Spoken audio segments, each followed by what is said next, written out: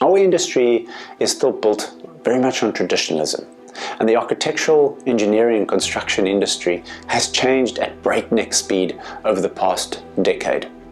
And the sector has benefited from these changes as well as these digital processes, and we've seen the product innovation. But there also has been an inevitable pushback or a hesitancy to adopt these latest technology advancements. And sometimes we need to just take ourselves out of the techno headspace, and we need leadership to help drive these communication processes. Remember, one of our biggest challenges that we face within this industry is that we are unfortunately ill-equipped with the leadership skills required for digital transformation. And what I mean by this is that every time I visit a social media platform and the engagement with various young professionals, much of their relationship with industry technology exists online, almost where we see all their communication skills exist with text messages, posts, as well as email messages. And that's where the young generation thrive. And unfortunately, we have a digital environment within construction where we literally need the skills to talk face to people, and where the challenges are best faced on site with other stakeholders within the project. And I have witnessed this at first hand, and I've heard the stories where we see the young rookies in our industry today.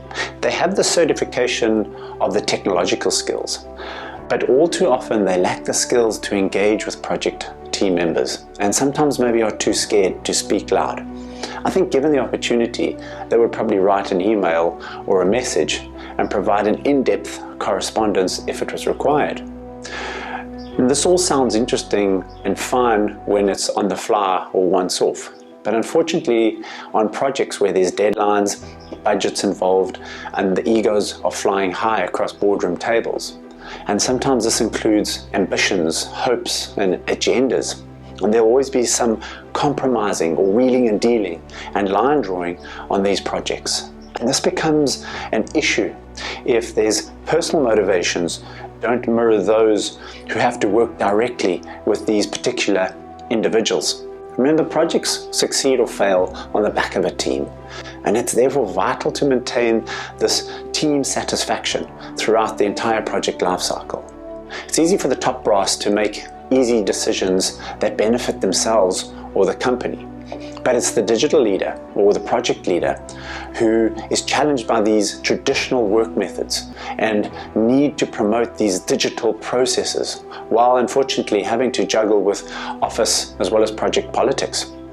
Remember, leaders today need to have the ability to form this deep, meaningful relationship and the ability to have difficult conversations with other stakeholders on the project. And unfortunately, too many of our young generation these days just think it's all about being tech savvy and maybe just want to move on and find a better challenge when they get bored. Or sometimes they just ghost us and leave the project team in a state of vapor. They could be working on a section of the design or even managing the whole project section. And I'm not talking about a project startup where it doesn't work out and we find a recruitment agency just to fill that position again. I'm talking about a project that's been going for 6 months, and that individual decides that it's not working out for them and they get a better job. And they literally send a text message. I've received a text message on Christmas Eve saying, "I'm not coming back next year," which is unbelievably distressing for a team, having to explain maybe to the client that we've lost our key designer, or for that matter, the quantity surveyor on the project. Yet, on social media, such as LinkedIn in particular, we see it's business as usual, and the individual may update their profile, or we see everyone congratulating them on their new position. And they're not aware of the trail of destruction that has been left behind, or the untold stories of the team that have had to fix the problem or replace that individual on the project.